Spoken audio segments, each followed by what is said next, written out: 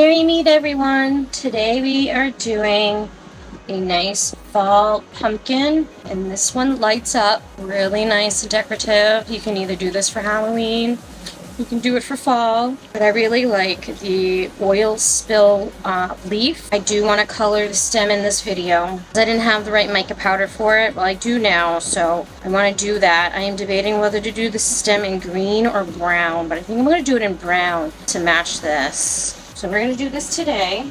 These should be on the my Etsy shop. So if you want to buy one, you can. Debating whether to have a small variety, whether to do something different with the leaves or to leave them all the same. But right now, the only painting we need to do is the inside of the stem and the leaf itself. So we're going to do that.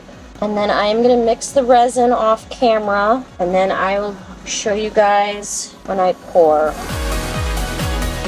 So I did the leaves in two different color greens, although they don't really look green on the pumpkin itself, but I did the fairy green in Let's Resin's Intense mica powder, and the dark green is in the same kit actually. So the dark green and the fairy green come in the same 5-pack Intense chameleon powder, and then they have another pack Intense chameleon powders with different colors, and I'm going to be using the maple color out of that. So the maple color. This camera to focus for me. There we go. So we're going to do the stem first. Should put the mica powder on my. I haven't opened the second pack yet. Give me a second to do that. Now the Intense mica powders, you don't need a lot. There's a bunch that gets stuck on this little sticker seal that they have. I'm just going to scrape off as much as I can. Get it in the stem.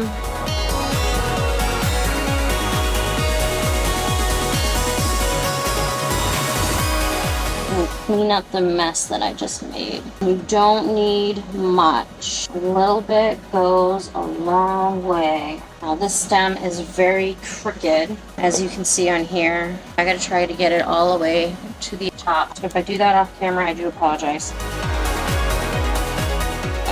Stop sticking to me.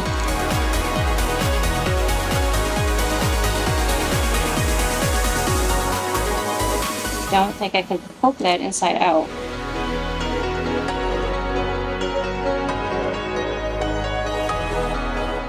Grab another brush and some 99% rubbing alcohol. Where did I put it? There it is. And I'm going to clean up the mess I made, because I don't want that affecting my leaves.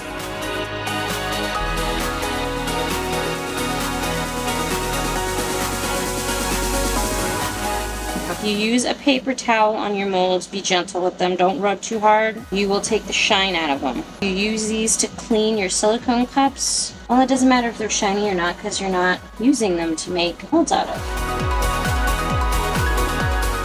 Clean that very well. You will see any mica powder on this.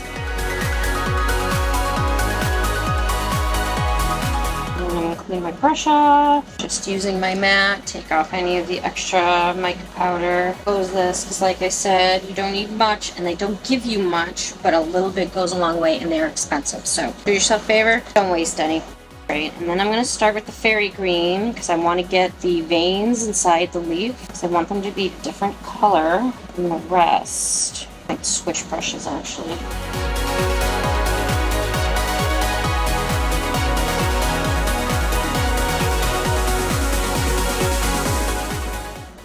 Alright, I like this one only because it's got a nice finer area to work with. I can get smaller details where I want pigment to go. And unlike the stem, you can totally flip this part out and get all the little veins. And I'm just essentially using the pigment powder that is in the cat. I'm not using too much. I'm going to do my best to do this on camera, and if I happen to be out of focus, out of view, I am very sorry.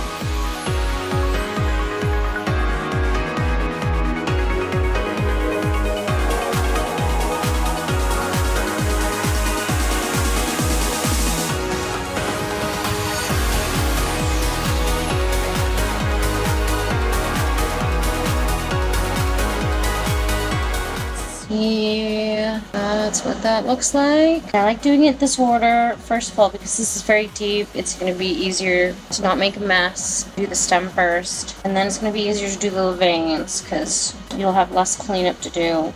And I believe I lightened some of the tips as well. So I'm going to do that, just add a little something to the tippies. And then I'm going to do the dark green on the rest. Of course, clean up.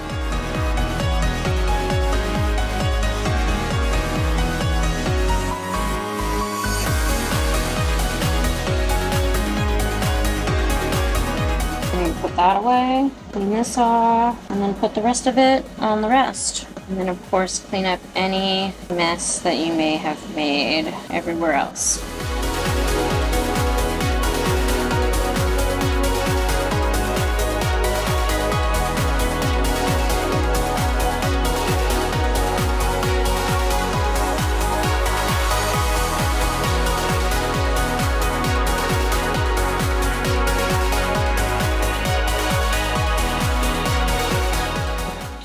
Brush and just clean around the edges.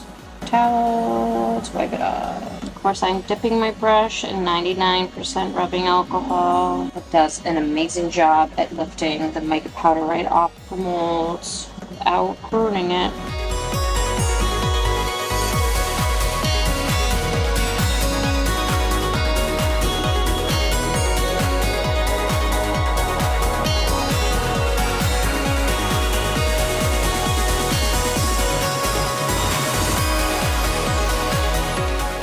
Now we're going to mix up some resin. I will do that off camera. I'll show you what colors I'm using, because I want to put a nice pearl in it to give it kind of like this little sparkle, but I don't want it to be totally transparent like it did for the Halloween one, the witch hut that I did in another video. So I will be right back with that. So I have this yellow from Sigwong. It's basically a epoxy resin colorant. So it's not an alcohol ink. So this is going to make it look hazy. But I also want to use the orange alcohol ink. Again, like I did for the witch hut. I don't want it this like intense dark orange. So I like diluting it a little bit and brightening it up with some yellow. And I'm pretty sure I do more orange than yellow. I'll let you know the ratio when I'm done mixing, but I also throw a bunch of droplets of this, and I'll let you know how many drops I did. But you have to shake this very well. There's a little shaker ball, so do that for 18 seconds or something. And so I will see you when I am done mixing. Right, so I have my resin mixed up. I used about 15 drops of each. And I did forget to mention how big the pumpkin mold is. I did 8 ounces. I'm not going to use the full 8 ounces. I also forgot exactly how much that pumpkin uses. So hopefully 8 ounces is enough. It should be. My witch hut was 9.5 and this one looks a little smaller, so that should be fine. But I have other things that I was hoping to use this for. So anyways, I put just enough, I don't know how well you can see that on the camera, just enough pearlescent to kind of accent that just a little bit. Give it a nice little sheen, sparkle, however you want to put it. And then we are going to fill this first. I'm only going to put a little bit in here, and then I'm going to let that cure. I want to make sure it's high enough where I can stick this light in and the bottom doesn't completely submerge, because I want to put another layer in and let the bottom of the light adhere to it. And that way you can still turn it on and off and change the battery when you need to. It's not going to be a one and done and then you gotta throw it out. I definitely want this to be something that will last for years. Right, so we are going to pour this from up high. You know what, do I want to put this in a tray? Yes I do. Hold on, let me grab my tray. Again, I am not putting this in any curing machine. I just want to get it so I can move it to a more level surface. You're going to hear me say a million times, this office is never level. Right, so nice and slow, pop any bubbles, and just let this fill right up.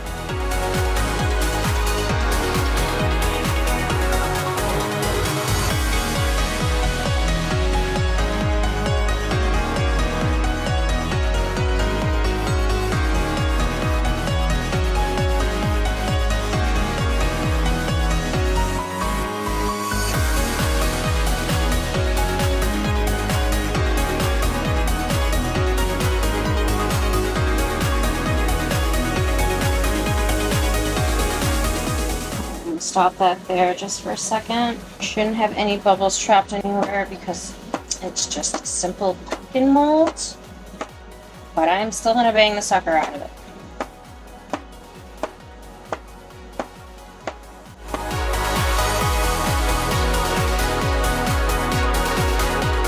And the rest goes in here. This one, definitely.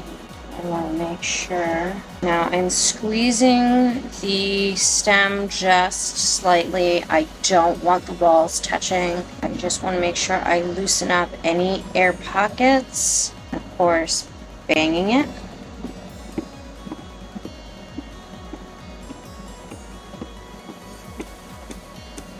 Good. That's good. I'm just pouring the rest of this in here. Whatever this fills. And I don't know how long this is going to take to cure, because normally deep pour resin takes a few days. Depending on how thick or thin it is, the thinner it is, the longer it takes to cure. What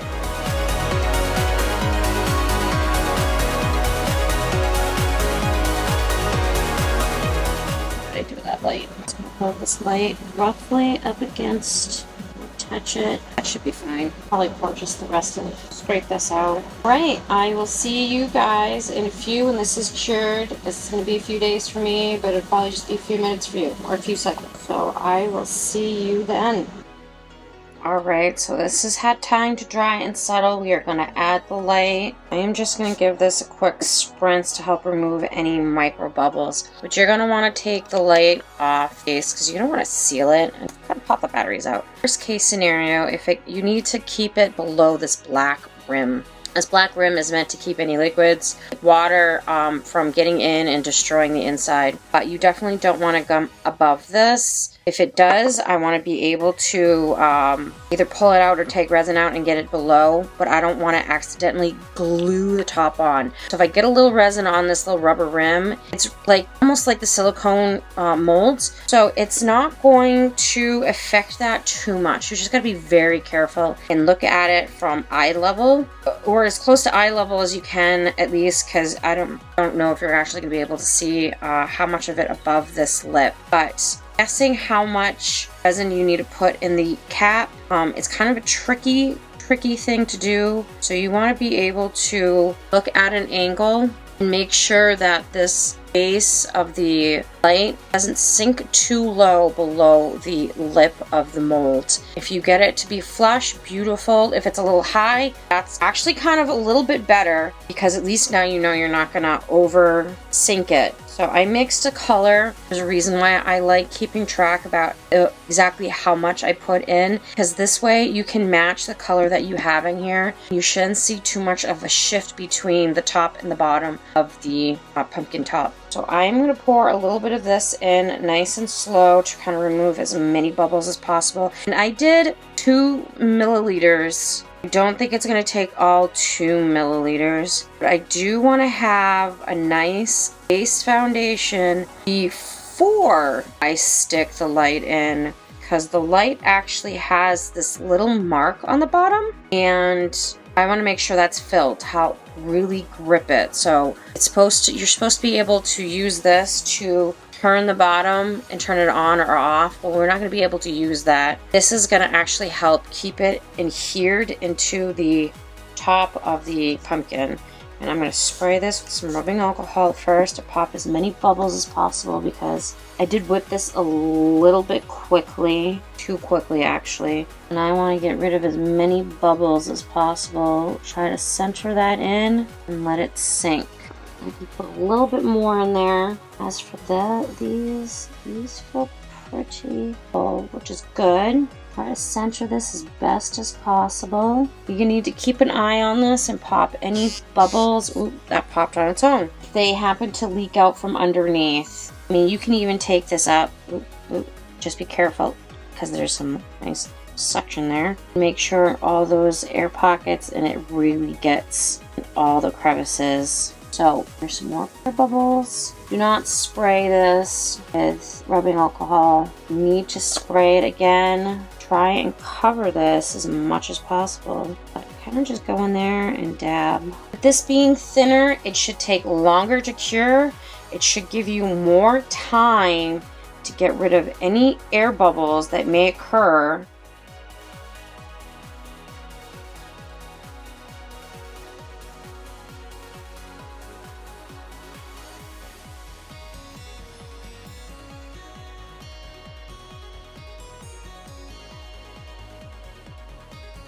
I'm not wearing gloves. I shouldn't be touching the resin. Of course, I'm being a very bad person by doing this with no gloves. So please don't do this without putting gloves on. So we are gonna let this sit. Now I want to put more rubbing alcohol in this. Ooh, that went right over. Oh, no, we're good. Just wanna cap that a little bit. Just rinse this with a little rubbing alcohol. Don't want to get the rubbing alcohol in the light, because you don't want to corrode it. Alcohol may corrode the metal, and then it's going to make this very much useless. You need that contact to get the light to actually work. So I'm going to let this finish curing. I'm going to have to keep an eye on it, make sure there's no bubbles sneaking up on me. And I definitely need this on a level table because this is already starting to mess up. So I will see you guys when this is done curing and we're ready to unmold everything. Alright, it is ready to take these out of their mold. They are completely cured. Now, I do want to mention one thing. Like I said before, this is the first time I've used the deep pour resin. In one of my, actually, it's the second time I've used the deep pour resin. The first time I did not notice it sank too much. This one sank and it dipped in. And I actually had a little bit left from this. Oh, and I did put it on to make sure it closed. But so I got it just to the rubber lip of the seal. And then I had some left over. So I actually had enough to pour it in here and kind of fill the dip. I probably should have showed you how much it dipped, but I didn't think about it at the time. So we're going to take this out of its mold and we'll see how it looks.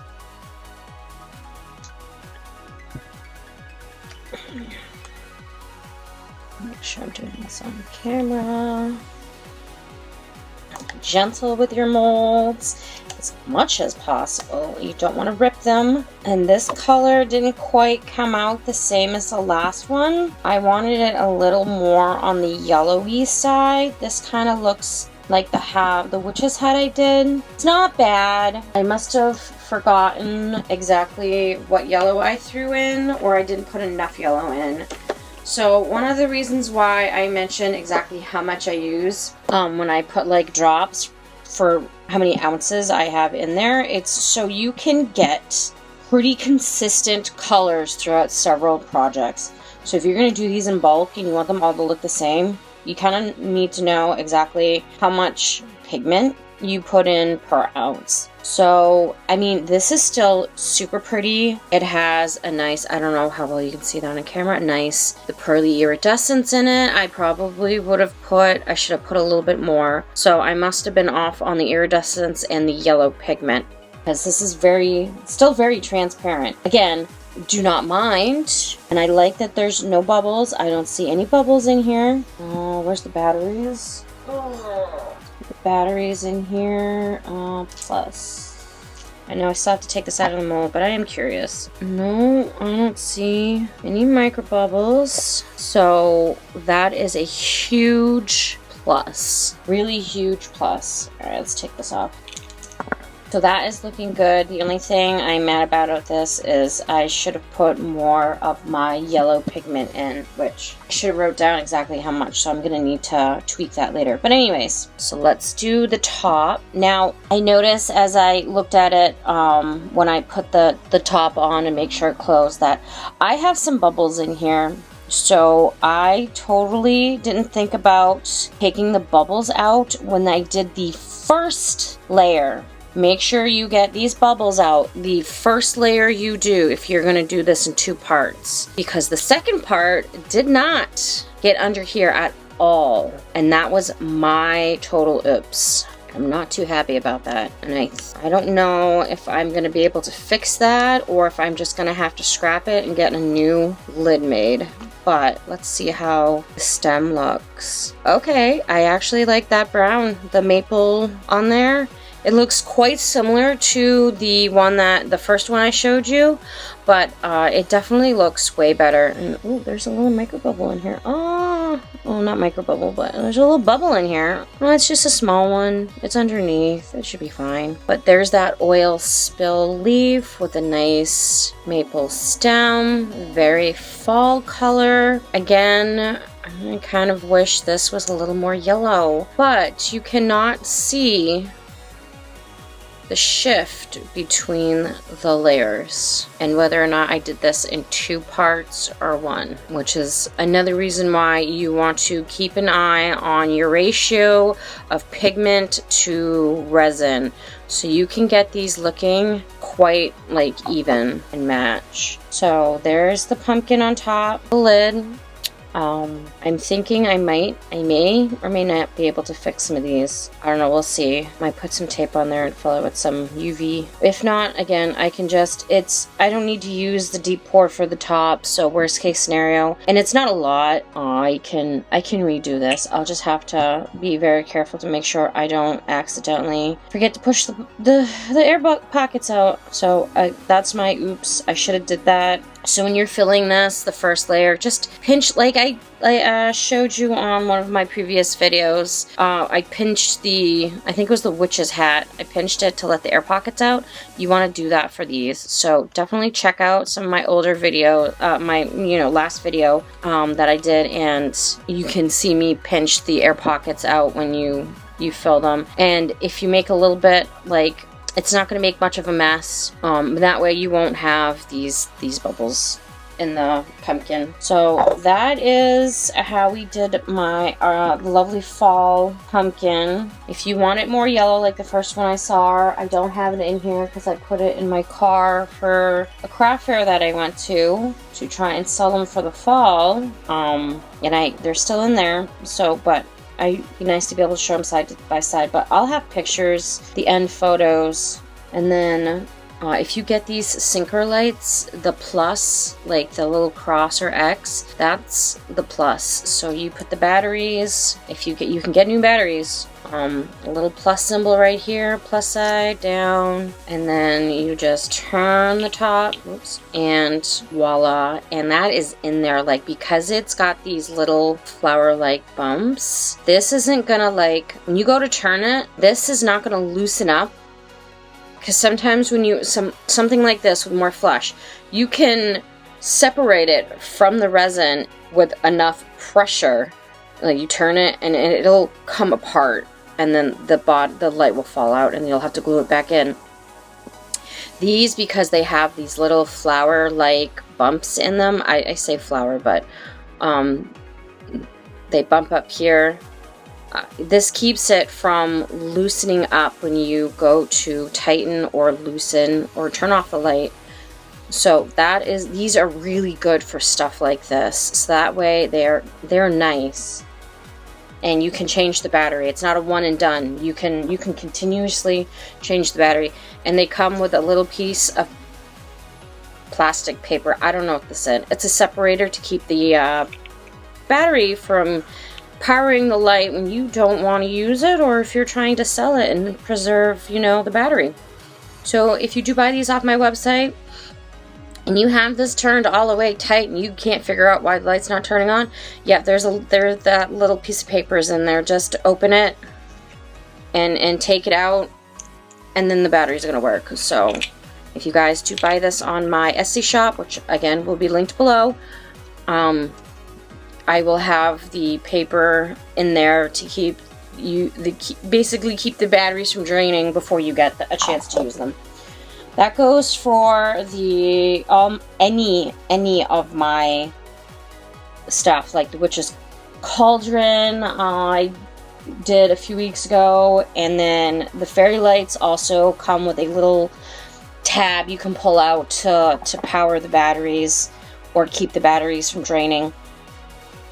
And then these, these come in white and color. I'm not going to do the colored ones on the pumpkin. Those are reserved for certain things, such as like the Witch's Cauldron. It actually looks really good. Alright, that's it for today. Thank you for joining. Like the video, share, subscribe. Any comments, you can leave those below. And I will see you guys next time. Blessed be. Bye.